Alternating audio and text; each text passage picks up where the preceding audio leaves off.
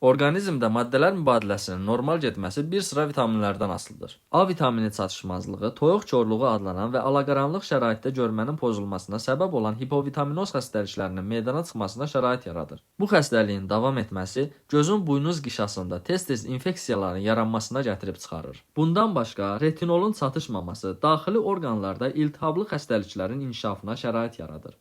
A vitamini çatışmazlığının ən nəzərə çarpan əlamətlərindən biri dərinin quru olması, dırnaqların kövrəkliyi və onlarda xətlərin əmələ gəlməsi, iştahın azalması və tez-tez yorulmadır. İnsan orqanizminə A vitamini hazır formada, ancaq heyvani mənşəli qida ilə daxil olur. Bitki mənşəli qida məhsullarında bu vitamin karotin şəklində mövcuddur. Bu da nazik bağırsaqlarda və qaraciyərdə asanlıqla A vitamininə çevrilir. Karotinin əsas mənbəyi göyərti və tərəvəzlərdir.